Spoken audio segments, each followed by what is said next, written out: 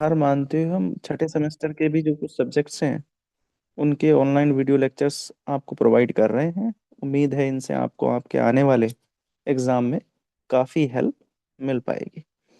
तो चलिए स्टार्ट करते हैं। सिक्स सेमेस्टर का ये आपका कोर सब्जेक्ट है माइक्रो प्रोसेसर, विशेषकर इलेक्ट्रिकल इंजीनियरिंग के स्टूडेंट के लिए। और इस बार जो सिलेबस है, या ये कहें कि जो छठा सेमेस्टर है आपका, उसमें प्रीवियस ईयर के तुलना में इस बार इन्होंने सिलेबस थोड़ा चेंज किया हुआ है पहली यूनिट में और बाकी सभी यूनिट में। तो अगर आप प्रीवियस ईयर का पेपर उठा के देखेंगे तो वहाँ पहले फर्स्ट यूनिट में कुछ एडिशनल चीज़ें थी जो अब जो लेटेस्ट सिलेबस दिया गया है या डिज़ाइन किया गया है उसमें वो चीज़ें अवेलेबल नहीं है।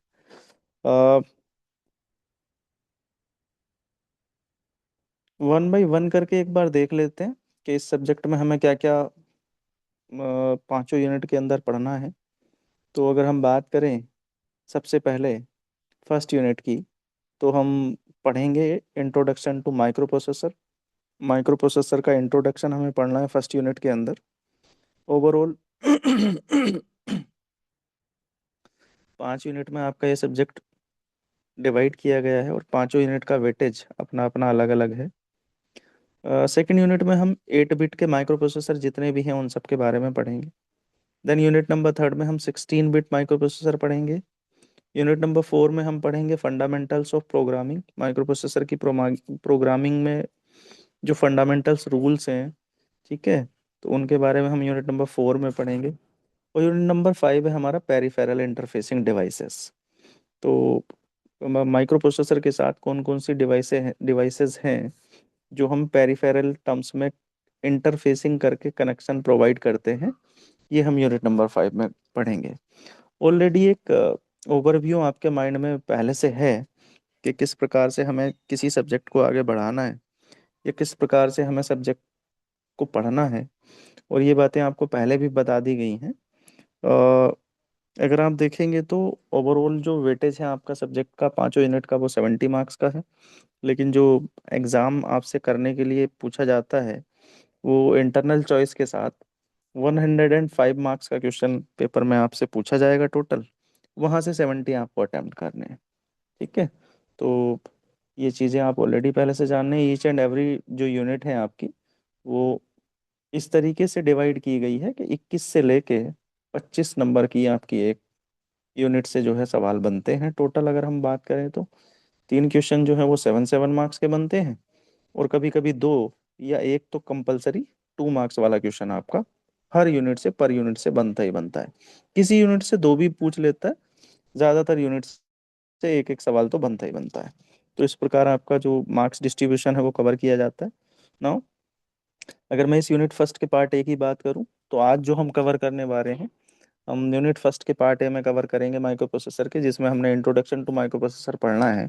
सबसे पहले हम माइक्रो प्रोसेसर का इंट्रोडक्शन करेंगे, then evolution of microprocessor, then उसके बाद हम आर्किटेक्चर देखेंगे माइक्रो प्रोसेसर का, फिर हम देखेंगे general architecture of micro processor क्या है, एंड देन हम बात करेंगे माइक्रो प्रोसेसर और उसके अंदर होने वाले कुछ ऑपरेशंस की। तो ये हमारा आज का एक तरीके से जो फ्लो डायग्राम है उसके थ्रू इस यूनिट नंबर फर्स्ट के पार्ट ए का ओवरव्यू है। तो प्रीवियस ईयर यूनिवर्सिटी एग्जाम में आए हुए यूनिट फर्स्ट के कुछ क्वेश्चन हैं। और मैं एक चीज़ और बता दूं, ये जो क्वेश्चन है ये क्योंकि सिलेबस पहले चेंज था, लेटेस्ट अभी नया यूनिट नंबर फर्स्ट में चीज़ें इंक्लूड हुई हैं जो एवोल्यूशन है और जनरल आर्किटेक्चर हैं। तो यहाँ ज़्यादातर सवाल जो है वो, यानी कि आप पहली बार यूनिट फर्स्ट का पेपर दे रहे होंगे तो पहली बार ही सवाल बन रहे होंगे। जैसे क्या क्या बनेगा, explain the block diagram of 8085। तो ये सॉरी, बेसिकली यूनिट फर्स्ट ना होके यूनिट नंबर सेकंड में हम पढ़ेंगे 8085। पहले ये यूनिट फर्स्ट में होता था। ठीक है। तो यहाँ जितना 8085 या उससे रिलेटेड जो भी क्वेश्चन है, जैसे डिफरेंट टाइप के एड्रेसिंग मोड हैं, बस जो 8085 में सपोर्ट करती हैं, 16 बिट में जो 16 बिट को ऐड करने का एक प्रोग्राम भी यहाँ दिया हुआ है, तो ये सब प्रीवियस ईयर में आए हुए क्वेश्चन है। बट वर्तमान में ये सभी के सभी सवाल यूनिट नंबर सेकंड में लाई करते हैं, क्योंकि unit number second 8085 micro processor के नाम से, अलग से 8 बिट के माइक्रो प्रोसेसर के नाम से दी गई है आपके सिलेबस में। ठीक है। तो ये प्रीवियस ईयर यूनिवर्सिटी एग्जाम के आए हुए क्वेश्चन थे। नाउ बात कर लेते हैं माइक्रो प्रोसेसर की। तो माइक्रो प्रोसेसर क्या है? ये एक ऐसी डिवाइस है जो एक तरीके से क्लॉक के थ्रू ऑपरेट की जाती है, यानी हम यहाँ पल्स देते हैं इनपुट के तौर पे। और एक डिजिटल डिवाइस है, और इसे आप कहते हैं रजिस्टर बेस्ड डिजिटल डिवाइस, जो कि बाइनरी इंस्ट्रक्शंस के ऊपर काम करती है। और जो आपके डेटा है, उस डेटा को मेमोरी और इनपुट डिवाइस से लेती है, process the data according to the instructions. और उसके बाद जो भी आप डेटा इसको प्रोवाइड करेंगे इंस्ट्रक्शंस के अकॉर्डिंग, उसे प्रोसेस करेगी। और प्रोसेस करने के बाद रिजल्ट को सेव करेगा मेमोरी के अंदर, या जो भी हमारी आउटपुट डिवाइस है जो हमने माइक्रो प्रोसेसर से कनेक्ट कर रखी है उनके ऊपर सेव करेगा। It is a silicon chip. Microprocessor एक सिलिकन की चिप होती है which is used to performing arithmetic and logical operations. और ये जो है अर्थमेटिक और लॉजिकल ऑपरेशन को परफॉर्म करने के लिए अ, बनी हुई होती है। तो आप ऐसा समझ सकते हैं कि ये एक सिलिकन की अर्थमेटिक और लॉजिकल ऑपरेशन परफॉर्म करने के लिए बनी हुई चिप है, जो कि क्लॉक के थ्रू ड्राइव की जाती है। रजिस्टर बेस्ड डिजिटल डिवाइस है। बाइनरी इंस्ट्रक्शंस जो है हम इसको प्रोवाइड करते हैं, और डेटा ये मेमोरी से और इनपुट डिवाइसेस से लेती है, उसे प्रोसेस करती है इंस्ट्रक्शन के अकॉर्डिंग, और उसके रिजल्ट को सेव कर देती है आउटपुट डिवाइस में या मेमोरी में। तो आई होप आपको माइक्रो प्रोसेसर के बारे में चीज़ें जो हैं वो क्लियर हो गई होंगी कि एक्चुअल में माइक्रो प्रोसेसर है क्या। ठीक है, छोटा सा ओवरव्यू है। ये 5-7 लाइनें भी अगर आप ध्यान रखेंगे कि एक्चुअल में माइक्रो प्रोसेसर क्या होता है, तो आप इजीली समझ पाएंगे कि what is micro processor. Now कुछ इमेजेस मैंने जो है यहाँ दिखाई हुई हैं, जो आपकी स्लाइड नंबर सेकंड में दिख रही होगी आपको, कि माइक्रो प्रोसेसर की कुछ इमेजेस हैं। एक्चुअल में जो माइक्रो प्रोसेसर है वो देखने में इस तरीके का होता है।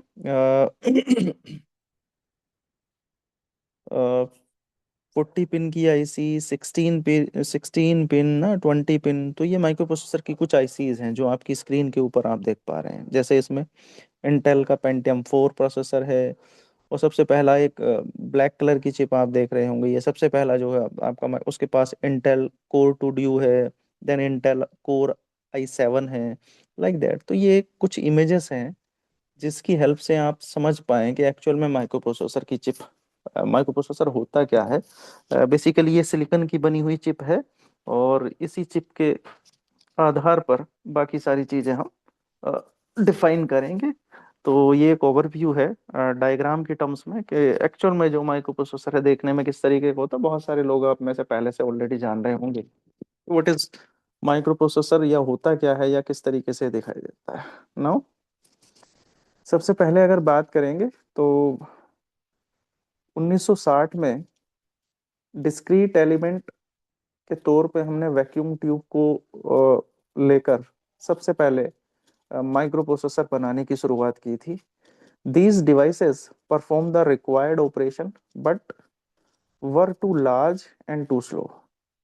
वैक्यूम ट्यूब से बने हुए जो माइक्रो प्रोसेसर थे, वो जो ऑपरेशन परफॉर्म करते थे वो बहुत स्लो होते थे। दूसरा, इस तरीके के जितने भी माइक्रो प्रोसेसर थे वो बहुत ही ज़्यादा साइज में बड़े होते थे, जिनकी वजह से उनको कहीं भी स्टोर करना, या आप ये कह सकते हैं एक जगह से दूसरी जगह लेके जा पाना संभव नहीं हो पाता था। तो ये एक ड्रॉबैक था। अगर हम 1960 की बात करें, प्रोसेसर जब बन ही रहा था उस टाइम की अगर हम बात करें, तो उस टाइम की सबसे बड़ी ड्रॉबैक यही थी हमारे पास, कि प्रोसेसर काफी स्लो था और साइज में बहुत बड़ा था। इन द अर्ली 1970, 1970 के दशक की अगर बात करें, तो माइक्रोचिप का इन्वेंशन हुआ। और माइक्रोचिप के इन्वेंशन के साथ ही जितने भी कंपोनेंट थे, all of the component that made up the processor were now placed on the single piece of silicon IC. मतलब जितने भी कंपोनेंट्स माइक्रो प्रोसेसर चिप बनाने में यूज होते थे वो सिंगल एक आईसी की सिलिकॉन की चिप के ऊपर हमने इनबिल्ट कर दिए थे, लगा दिए थे। जिसकी वजह से क्या हुआ, जिसकी वजह से मेन कारण, जिसकी जिसके मेन कारण की वजह से जो हमारा माइक्रो प्रोसेसर था उसकी चिप का साइज बहुत ही कम हो गया। The size become several thousand times smaller, बहुत ज्यादा छोटा हो गया। And speed becomes several hundred times faster, और जो स्पीड थी वो बहुत ज्यादा इंक्रीज कर गई, क्योंकि सारी चीजें एक ही चिप के ऊपर कर दी थी तो साइज ऑटोमेटिकली स्मॉल होना ही था। और जो स्पीड थी माइक्रो प्रोसेसर के काम करने की, एक बार में इंस्ट्रक्शन को एग्जीक्यूट कराने की, वो काफी बढ़ गई। ऐसा करने से the microprocessor was born. और तभी जो है 1970 के दशक में अगर आप देखें तो माइक्रो प्रोसेसर का एक तरह से जन्म हुआ। पहला जो माइक्रो प्रोसेसर था वो एक फेयरचिल्ड सेमीकंडक्टर कंपनी थी 1957 में। उसने 1959 में जो है इन्वेंट किया था। और इसके जो साइंटिस्ट थे 1968 में रॉबर्ट नॉयसी और जॉर्डन मोरे और Andrew Grove resigned from the Fairchild semiconductor. इन्होंने इस सेमीकंडक्टर की कंपनी के साथ में मिलके फर्स्ट माइक्रो प्रोसेसर की एक तरीके से नींव रखी थी। दे फाउंडेड देयर ओन कंपनी। उन्होंने वहां से रिजाइन किया फेयरचिल्ड सेमीकंडक्टर से, और रिजाइन करने के बाद उन्होंने अपनी इंटेल इंटीग्रेटेड इलेक्ट्रॉनिक्स नाम से एक कंपनी रजिस्टर्ड की। Intel grown from three man startup. Intel जो है सबसे पहले वो तीन मैन के स्टार्टअप के तौर पे 1968 में इंडस्ट्रियल जाइंट बाई 1981 के थ्रू डेवलप हुई। The first micro processor was 4 bit micro processor manufactured by Intel. सबसे पहला जो माइक्रो प्रोसेसर था वो आपका 4 बिट का माइक्रो प्रोसेसर था, और इंटेल ने इसको डेवलप किया था। और इसका जो एक तरीके से नाम था, जैसे आईसी, किसी भी आईसी का कोई नाम होता है, तो इट वाज इंटेल 4004। इसका नाम था 4004, entails 4004, capable of performing the simple operation. ये सिंपल ऑपरेशन परफॉर्म करने में कैपेबल था। At the same time some other organization like Motorola, Hitachi and National Semiconductor introduced their microprocessor। इसी समय यानी इसी टाइम पे लगभग, अगर हम 1968 1970 की बात करें, तो इंटेल के साथ साथ कुछ और कंपनियां थीं जो माइक्रो प्रोसेसर के ऊपर काम कर रही थी। इनमें से जो कुछ कंपनियां हैं उसके नाम भी आप देख पा रहे होंगे, जैसे मोटरोला हो गया। मोटरोला ऑलरेडी माइक्रो प्रोसेसर बनाने वाली कंपनी है, और जो उसी टाइम पे काम कर रही थी जब जॉर्डन मोरे, एंड्रयू ग्रोव और रॉबर्ट नॉयसी ने इंटेल की कंपनी की स्टार्टिंग की थी 1968 और 70 के दशक में। इसी टाइम मोटरोला और हितेची और नेशनल सेमीकंडक्टर भी माइक्रो प्रोसेसर के ऊपर काम कर रहे थे, और उन्होंने भी अपने कुछ प्रोसेसर डेवलप किए थे। जो कि एज वाइज अगर हम बात करें तो माइक्रो प्रोसेसर को, अर्ली माइक्रो प्रोसेसर की अगर हम बात करें तो इंटेल ने सबसे पहले 404 बनाया था। फिर इंटेल ने 8008 बनाया। देन इंटेल ने 8080। देन इंटेल का जो माइक्रो प्रोसेसर था 8085। तो ये कुछ एज के हिसाब से बने हुए माइक्रो प्रोसेसर हैं। कई बार आपसे पूछ लेता है कि सबसे पहला कौन सा था, फिर कौन सा आया, फिर कौन सा आया। तो सीक्वेंस को थोड़ा सा ध्यान रखिएगा। देन उसके बाद जो माइक्रो प्रोसेसर यूज में आए उनको हम एडवांस माइक्रो प्रोसेसर के नाम से जानते हैं। और फिर उनके नाम Intel 8086, 8088, Intel 80286, Intel 80386, Intel 80486 and then Pentium. और उसके बाद dual core, core two duo ना। तो इस तरीके के ये जो माइक्रो प्रोसेसर है ये एडवांस माइक्रो प्रोसेसर की टर्म्स में। और कोर सीरीज के चले फिर आई, इंटेल आई कोर ना, लाइक दैट। तो ये माइक्रो प्रोसेसर हमारे एज वाइज इस तरीके से आगे बढ़े। सबसे पहले हम बात करेंगे अगर एवोल्यूशन की बात करें तो इंटेल 4004 जो माइक्रो प्रोसेसर था, जैसा डायग्राम में आप देख पा रहे हैं, एक चिप नुमा आपको दिख रहा होगा। और ये बेसिकली 16 से लेके 20 पिन की एक आईसी होती थी। ठीक है, उसके द्वारा हम क्या करते थे, वर्ल्ड फर्स्ट माइक्रो प्रोसेसर। तो इंटेल 4004 वर्ल्ड का पहला माइक्रो प्रोसेसर था। 1971 में इसको इंट्रोड्यूस किया गया। 4 बिट की मेमोरी लोकेशन थी इसके अंदर, और 45 इंस्ट्रक्शंस के ऊपर ये काम करता था। देन अगर हम टेक्नोलॉजी की बात करें तो पीमोस टेक्नोलॉजी के ऊपर काम करता था, और बेसिकली इसका जो यूज था वो कैलकुलेटर के अंदर किया जाता था। तो ये पहला माइक्रो प्रोसेसर है, 1971 में बनाया गया। 4 बिट इसकी मेमोरी लोकेशन थी, 45 इंस्ट्रक्शन के ऊपर काम करता था, पीमोस टेक्नोलॉजी यूज की गई थी, और इसका यूज कैलकुलेटर्स के अंदर किया जाता था। तो आई होप आपको जो माइक्रो प्रोसेसर का एवोल्यूशन है, पहला जो माइक्रो प्रोसेसर था वो इंटेल 4004 के नाम से था, 1971 में बनाया गया था।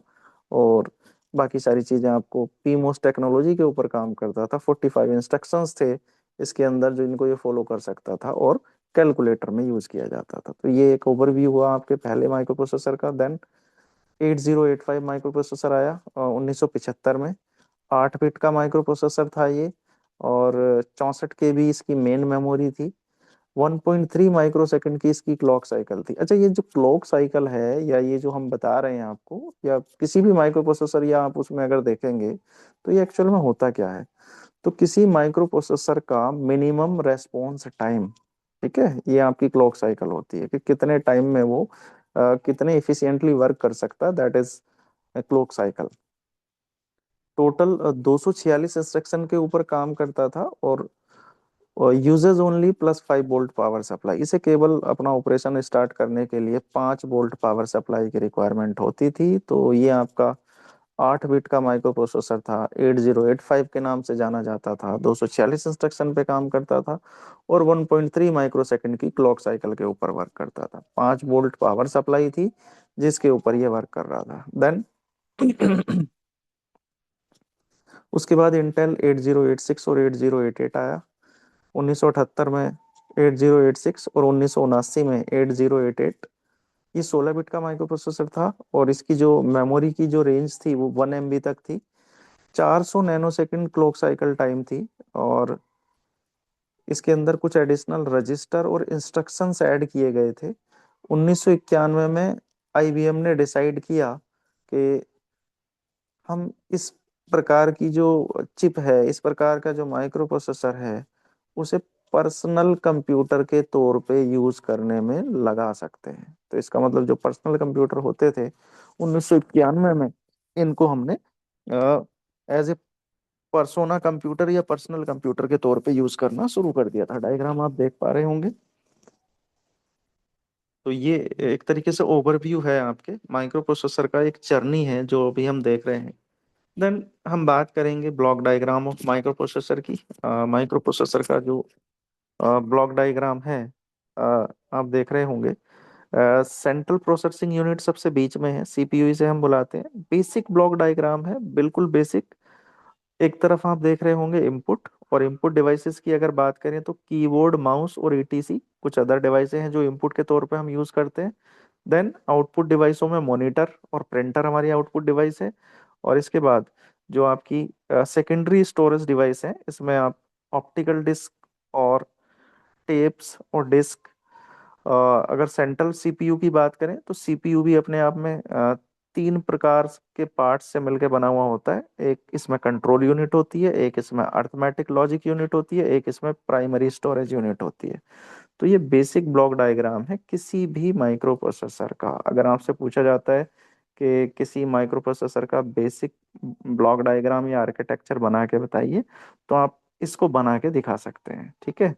तो इसमें इनपुट डिवाइस है, आउटपुट डिवाइस है, सीपीयू और सेकेंडरी स्टोरेज डिवाइसेस। ये बेसिक ब्लॉक डायग्राम है किसी भी माइक्रो प्रोसेसर का। तो ये आपको ध्यान रखना है।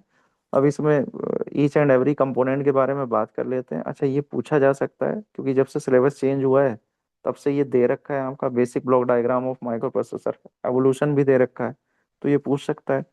तो वन बाई वन करके देख लेते हैं। CPU, A central processing unit, is the hardware with in a computer system which carries out the instruction of a computer program. क्या काम करता है?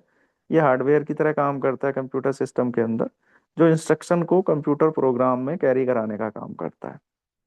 देन एएलयू, तो इन कंप्यूटिंग द एएलयू की फुल फॉर्म होती है अर्थमेटिक एंड लॉजिक यूनिट, ठीक है। Is a digital circuit that performs arithmetic and logical operation है। एएलयू आपका जितने भी अर्थमेटिक और लॉजिकल ऑपरेशंस हैं उन सभी को परफॉर्म करने का काम करता है। ALU is fundamental building block of the central processing unit. आपका जो एएलयू ही होता है वो बेसिक फंडामेंटल ब्लॉक है आपके जो सीपीयू है उसका, of the computer, and even the simplest micro processor, किसी भी सिंपल से सिंपल माइक्रो प्रोसेसर का ये मेन यूनिट है एक तरीके से। एएलयू को आप ऐसा समझ सकते हैं। देन तीसरा आपका मेमोरी होता है। Memory refers to the physical device. Memory आपकी फिजिकल डिवाइस है यूज टू स्टोर प्रोग्राम, जो कि प्रोग्राम को स्टोर करने के काम में यूज होती है और डेटा को स्टोर करने के काम में यूज होती है ऑन ए टेम्पोरी और परमानेंट बेसिस। आप इसे टेम्परेरी बेसिस पे भी स्टोर कर सकते हैं और परमानेंट बेसिस पे भी। टेम्परेरी का मतलब क्या होता है, जब तक आपको कोई ऑपरेशन परफॉर्म कराना है तब तक आप उस मेमोरी का उस प्रोग्राम का यूज कर सकते हैं। ठीक है, जो प्रेजेंट में आपका काम चल रहा है, प्रेजेंट में जो भी इंस्ट्रक्शन आपने दे रखी हैं उनको स्टोर करने के लिए जो प्राइमरी स्टोरेज डिवाइस हैं उनका यूज हम करते हैं। और इन प्राइमरी मेमोरी को ही हम एक तरीके से टेम्परेरी मेमोरी के नाम से जानते हैं। The basis for use of computer और अदर डिजिटल इलेक्ट्रॉनिक डिवाइस, जितनी भी अदर डिजिटल इलेक्ट्रॉनिक डिवाइस हैं और कंप्यूटर हैं उन सभी में ये यूज की जाती है। When we hear the word microprocessor, what comes in our mind. जब भी हम माइक्रो प्रोसेसर के बारे में, इस वर्ड के बारे में सुनते हैं तो हमारे माइंड में क्या आता है, ए स्मॉल इंटीग्रेटेड सर्किट। हमेशा ये बात हमारे माइंड में आनी चाहिए कि इसका मतलब है कि स्मॉल छोटी सी integrated circuit that process the data, जो कि डेटा को प्रोसेस करने का काम करती है। तो सिंपल सी डेफिनेशन आप अपने माइंड में ये बना के रखिए कि माइक्रो प्रोसेसर क्या है। माइक्रो प्रोसेसर एक छोटी सी इंटीग्रेटेड चिप है जो कि किसी भी प्रकार के डेटा को प्रोसेस करने का काम करती है। तो ये आपका माइक्रो प्रोसेसर का बहुत ही छोटा सा डेफिनेशन हुआ। नाउ हम बात करेंगे अर्थमेटिक एंड लॉजिक यूनिट की। तो अर्थमेटिक लॉजिक यूनिट में तीन चीजें विशेषकर होती हैं एएलयू के अंदर। एक होता है इनपुट ऑपरेंड। इनपुट ऑपरेंड कुछ इंस्ट्रक्शन पिंस हैं जो कि आप देख पा रहे हैं, A0 A1 A2 A3 के नाम से लिखी गई हैं। कुछ B0 B1 B2 B3 के नाम से रिप्रेजेंट की गई हैं और कुछ S0 S1 S2 और S3 के नाम से रिप्रेजेंट। तो जो S1 S2 S3 ये है, ये हमारे ऑप कोड कहलाते हैं। और A1 A0 A2 A3 ये हमारे इनपुट ऑपरेंड कहलाते हैं। और F0 F1 F2 F3 ये हमारे आउटपुट ऑपरेंड कहलाते हैं। तो अर्थमेटिक एएलयू यूनिट को रिप्रेजेंट करने के ये कुछ फंक्शंस हैं जो हमने डायग्राम में आपको दिखाए हुए हैं, जो कि बेसिक ब्लॉक डायग्राम में आपने देखे भी थे। अब कुछ इंपॉर्टेंट टर्मिनोलॉजी हैं जिनके बारे में आपको ध्यान रखना है माइक्रो प्रोसेसर की टर्म में। जैसे क्या क्या, सबसे पहले ऑप कोड। तो ऑप कोड क्या होता है, ये एक बाइनरी कोड है जो इंडिकेट करता है कि the operation to be performed, कि हमें कौन सा ऑपरेशन परफॉर्म करना है या ऑपरेशन को कैसे परफॉर्म करना है। ऑपरेंट, ऑपरेंड्स क्या होता है, the data on which the operation is to be performed. वो डेटा जिसके ऊपर हमें ऑपरेशन परफॉर्म करना होता है उसे हम ऑपरेंड बुलाते हैं। तीसरा हमारा इंस्ट्रक्शन है। तो इंस्ट्रक्शन क्या होता है, ओप कोड और ऑपरेंड अगर दोनों को मिला देंगे तो इंस्ट्रक्शंस का सेट बनेगा। तो ये बात ध्यान रखिएगा, the combination of opcode and operand that can be use to instruct system. यानी कि ऑपरेंड और ऑप कोड का एक ऐसा कॉम्बिनेशन जो आपके माइक्रो प्रोसेसर को इंस्ट्रक्शन प्रोवाइड करे, सिस्टम को इंस्ट्रक्शन प्रोवाइड करे, उसे हम क्या बुलाते हैं, कॉल्ड इंस्ट्रक्शन, उसे हम इंस्ट्रक्शन बुलाते हैं।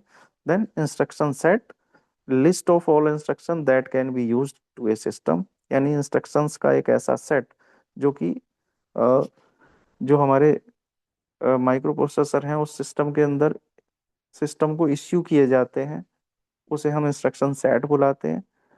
और लास्ट है आपका प्रोग्राम सब रूटीन और रूटीन, इस सेट ऑफ इंस्ट्रक्शन यानी इंस्ट्रक्शंस का ऐसा set written in a particular sequence, जिसको हम किसी पर्टिकुलर सीक्वेंस में लिख रहे हैं, so as to implement a given task, कि वो एक पर्टिकुलर गिवन टास्क की टास्क को इम्प्लीमेंट कर सके या परफॉर्म कर सके, उसे हम सब रूटीन या असेंबली या रूटीन बुलाते हैं या प्रोग्राम बुलाते हैं। यानी इंस्ट्रक्शन प्रोग्राम क्या होता है? सेट ऑफ इंस्ट्रक्शन, ठीक है, जो किसी पर्टिकुलर सीक्वेंस में लिखा गया हो, किसी पर्टिकुलर टास्क को इम्प्लीमेंट करने के लिए लिखा गया हो, तो दैट इज प्रोग्राम।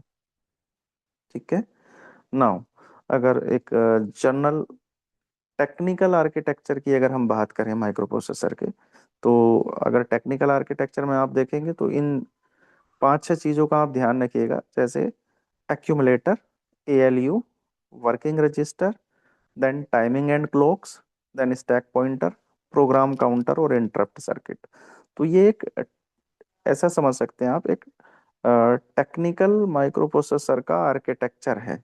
ठीक है, वो बेसिक ब्लॉक डायग्राम था जो हमने पहले किया है, ये माइक्रो प्रोसेसर का टेक्निकल आर्किटेक्चर ब्लॉक डायग्राम है। तो जर्नल आर्किटेक्चर अगर पूछेगा तो आपको ये डायग्राम बनाना है वहां पे। तो ध्यान दीजिएगा, बेसिक ब्लॉक डायग्राम पूछा है, ये journal architecture of micro processor पूछा है। ठीक है, तो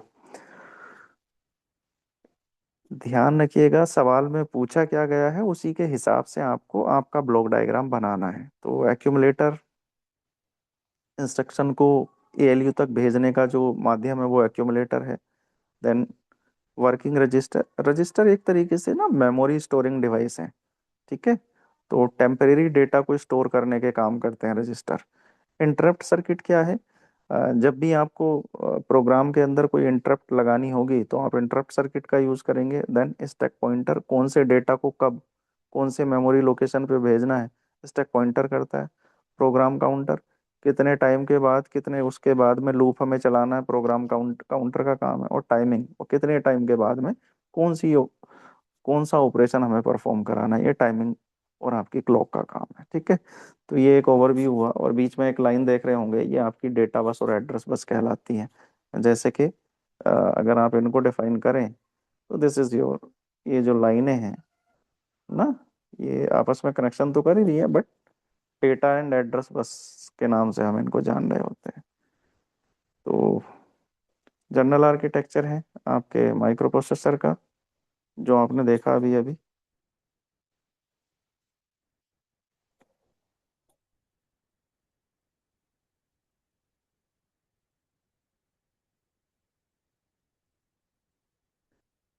तो वन बाई वन करके देख लेते हैं एक बार। Accumulator, in a computer central processing unit an accumulator is a register in which intermediate arithmetic and logic results are stored. Accumulator क्या होता है? एक तरीके से रजिस्टर्स यानी स्टोरिंग डिवाइसेस हैं जो इंटरमीडिएट अर्थमेटिक और लॉजिक रिजल्ट को स्टोर करके रखने का काम करते हैं सीपीयू के अंदर।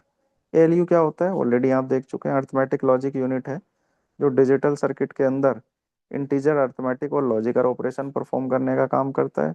वर्किंग रजिस्टर क्या है? Computer architecture, A register is a small amount of storage available. Register क्या होते हैं? जिनके अंदर स्मॉल अमाउंट का स्टोरेज अवेलेबल होता है, और जो सीपीयू का पार्ट होते हैं अदर किसी डिजिटल प्रोसेसर के थ्रू, तो उसको हम वर्किंग रजिस्टर बुलाते हैं। Clock signal in electronics specially synchronous digital circuit, or clock signal is a particular type of signal that oscillates between high and low state। Actual में जो clock signals होते हैं वो एक तरीके से ऑक्सीलेटर्स की तरह काम करते हैं, या ऑक्सीलेट कर रहे होते हैं, वाइब्रेशन कर रहे होते हैं लो और हाई स्टेट के अंदर। Micro processor speeds depend on the clock, और जो माइक्रो प्रोसेसर की स्पीड है वो इन क्लॉक्स के ऊपर ही निर्भर करती है। तो क्लॉक स्पीड जितनी अच्छी होगी, जितने कम टाइम में होगी, जितने कम से कम समय में होगी, उतना स्पीड माइक्रो प्रोसेसर की अच्छी हो जाएगी। इंटरप्ट क्या होते हैं? This block accept the different interrupt request. Program में कई बार हम जब इनपुट लगा रहे होते हैं तो हमें कुछ इंटरप्ट भी चाहिए होते हैं।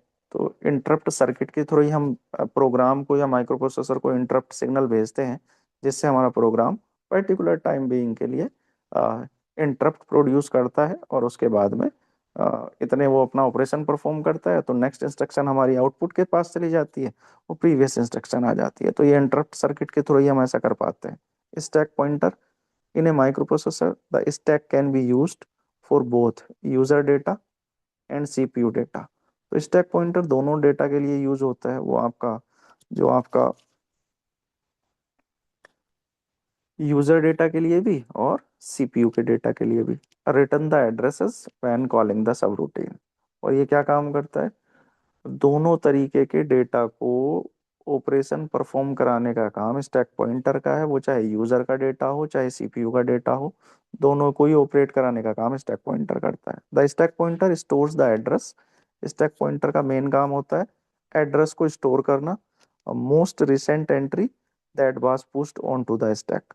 और उसके बाद उसकी एंट्री करा देनी किसके अंदर, पुश करना है स्टैक पॉइंटर के अंदर ना, स्टैक के अंदर एंट्री कराने के लिए डेटा को स्टैक पॉइंटर की रिक्वायरमेंट पड़ती है। To push a value on to the stack, value को स्टैक के अंदर पॉइंट पुश करने के लिए stack pointer is incremented to point and next physical memory address.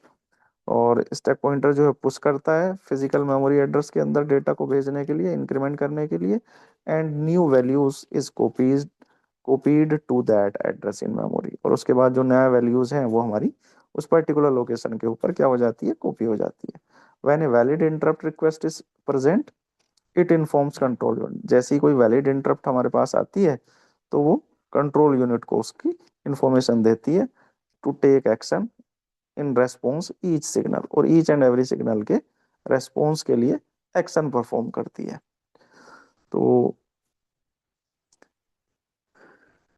Then इसके बाद एड्रेस बस की बात करेंगे। What is address bus, the bus over which the CPU sends out address of memory location is called address bus. Address bus का काम होता है CPU जब आपका मेमोरी लोकेशन को एड्रेस की लोकेशन भेज रहा हो तो वो एड्रेस बस हमारी काम कर रही होती है। एड्रेस बस जो है वो 16, 20, 24 और 32 पैरेलल सिग्नल लाइंस होती हैं। ये 16, 20, 24 या 32 की टर्म्स में पैरेलल लाइंस होंगी, अ, जो सिग्नल्स को एक जगह से दूसरे जगह एड्रेस भेजने के काम में यूज होती है। If there are n address line then it can be directly address to की पावर एन मेमोरी लोकेशन। तो देखिएगा, ध्यान रखिएगा, ये एक फॉर्मूला है। अगर अ,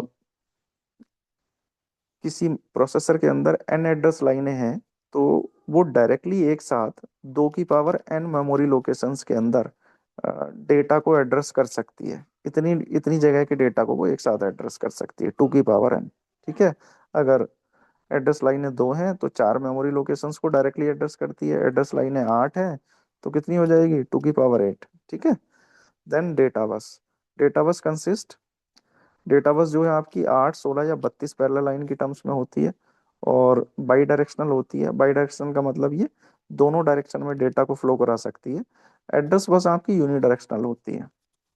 that means the data can get transfer from CPU to memory and vice versa. इसका मतलब जो आपकी डेटा बस है वो डेटा को सीपीयू से ट्रांसफर कर सकती है, किसको, जो आपकी मेमोरी है उसको, और मेमोरी से सीपीयू को, दोनों तरफ ये डेटा का ट्रांसफर कर सकती है। द डेटा बस also connect IO port. Data bus जो है इनपुट आउटपुट पोर्ट से और सीपीयू से कनेक्ट रहती है। The number of data lines used in the data bus is equal to the size of the data. Number of data lines वो bus के data size के ऊपर निर्भर करेगा। दैट कैन बी रिटर्न और रीड, जो आपको उसमें लिखना है और जो आपको वहां से रीड करना है। देन लास्ट हमारी है कंट्रोल बस। कंट्रोल बस किस लिए यूज होती है, it is used for sending the control signal. जो आपकी कंट्रोल बस है उसका मेन यूज होता है मेमोरी की जो इनपुट आउटपुट डिवाइसें हैं उनको कंट्रोल करने के लिए। Some of the control signals are, कुछ कंट्रोल सिग्नल्स हैं, कई बार ये पूछ लेता है। मेमोरी रीड, मेमोरी को रीड करना, मेमोरी को राइट करना। आई का मतलब है इनपुट, ओ का मतलब है आउटपुट। इनपुट आउटपुट जो भी हमें मिला है उसको रीड करना और इनपुट आउटपुट जो भी हमें मिला है उसको राइट करना। तो ये कुछ कंट्रोल बस के ऑपरेशंस हैं जो हम परफॉर्म कर रहे होते हैं। कंप्यूटर सिस्टम बेसिकली, अगर हम बात करें इंटरफेसिंग की, तो 5 मेन कंपोनेंट होते हैं: CPU, main memory, input output device, mass storage और इंटरकनेक्शन नेटवर्क यानी बस। ठीक है, तो आप देख ही पा रहे होंगे सीपीयू और डेटा और बस control, main memory, input device, output device, और इनपुट आउटपुट भी आपकी बस से ही कनेक्ट होती है, और सेकेंडरी स्टोरेज डिवाइस। तो ये आपकी इंटरफेसिंग ब्लॉक डायग्राम है किसी भी सिस्टम का। अब हम बात कर लेते हैं टाइप्स ऑफ मेमोरी की या स्टोरेज डिवाइस की। तो अगर हम स्टोरेज डिवाइस की बात करें तो दो प्रकार की स्टोरेज डिवाइस होती है किसी भी प्रोसेसर के अंदर। एक होता है प्राइमरी स्टोरेज, एक होता है सेकेंडरी स्टोरेज।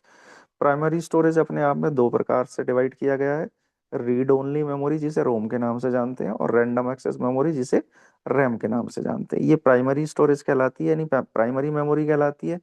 क्या काम करती है primary memory? Primary memory is a computer memory that is directly accessible to the CPU. Primary memory ऐसी मेमोरी होती है जिसे डायरेक्टली सीपीयू एक्सेस कर सकता है, जिसका इस्तेमाल डायरेक्टली सीपीयू कर सकता है किसी भी कंप्यूटर के अंदर, without use of computer input output channel, बिना किसी इनपुट आउटपुट चैनल के। Primary storage is use to store the data. इसका जो यूज है वो डेटा को स्टोर करने के लिए करते हैं, likely to be active use. और कौन से डेटा को? जो एक्टिव टाइम में यूज हो रहा है, यानी कोई प्रोग्राम लिख रहा हूँ मैं, प्रेजेंट में कोई प्रोग्राम लिख रहा हूँ, तो उस टाइम वो प्रोग्राम के जो इंस्ट्रक्शंस हैं वो कहाँ जाके सेव होंगे? वो आपके प्राइमरी मेमोरी में सेव होंगे। ठीक है, प्राइमरी मेमोरी यानी रैम में या रोम में सेव होंगे। इसके एग्जाम्पल हैं आपके रैम और रोम। अब रोम क्या होती है आपको पता ही है, रीड ओनली मेमोरी के नाम से जानी जाती है हमारी। ठीक है, और read only memory is A class of storage media used in computer. एक छोटा सा डायग्राम भी हमने यहाँ दिया हुआ है। डेटा को स्टोर करने का काम करती है, और इसके अंदर जो डेटा हमने स्टोर किया है उसको हम मॉडिफाई नहीं कर सकते। और जो रोम है वो नॉन वोलेटाइल स्टोरेज है। Data remains unchange. एक बार जो आपने सेव कर दिया किसी प्रोग्राम का, प्रोग्राम आपने एक बार अगर उसमें सेव कर दिया तो वो एज यूजुअल, अगर आप उसके हिसाब से उसको डेटा देंगे तो वो आउटपुट आपको रन करके देगा, अगर आप नहीं देंगे तो नहीं देगा। तो ये अनचेंज या नॉन वोलेटाइल स्टोरेज है after switching of the computer. जैसे इप्रोम है और ई प्रोम है, ये इसके एग्जाम्पल हैं रोम के। Then RAM, random access memory के नाम से डेटा को स्टोर करने का काम करती है। It takes the form of integrated circuit. Circuit diagram आप देख पा रहे होंगे।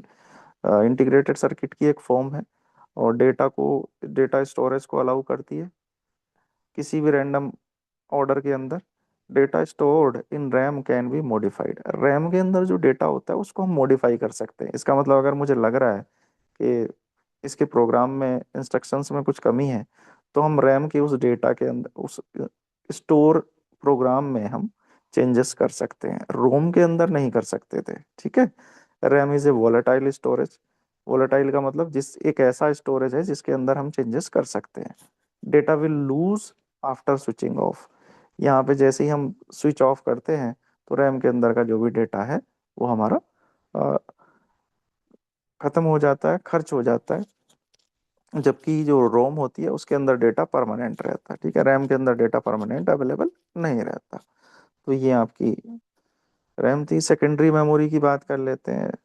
Secondary memory is a computer memory that is not directly accessible to the CPU. Secondary memory ऐसी मेमोरी होती है जिसे कंप्यूटर डायरेक्टली एक्सेस नहीं कर सकता, यानी डायरेक्टली जिसका यूज नहीं कर सकता। It is used to store data that is not in active use. और ये उस डेटा को यूज करने के लिए, उस डेटा को स्टोर करने के काम में आती है जिस डेटा को हम एक्टिवली यूज नहीं कर रहे हैं। It is usually slower than primary storage. ये प्राइमरी स्टोरेज के कंपेयर में स्लो होती है। It is always higher storage capacity. इसकी जो कैपेसिटी है वो हायर होती है। नॉन वोलेटाइल होती है। Remains unchange even after switching off. जैसे ही हमने स्विच ऑफ किया तो इसके डेटा को हम कभी क्या नहीं कर सकते, चेंज नहीं कर सकते कंप्यूटर के अंदर। तो ये आज का आपका लेक्चर था। आई होप जो ओवरव्यू था इस यूनिट फर्स्ट का वो आपको समझ आया होगा। उम्मीद है आपको आपके इस लेक्चर से यूनिट नंबर फर्स्ट को समझने में और इससे रिलेटेड जो टॉपिक्स हैं उनको अच्छे से तैयार करने में काफ़ी मदद मिलेगी। तो आज के लिए इतना ही।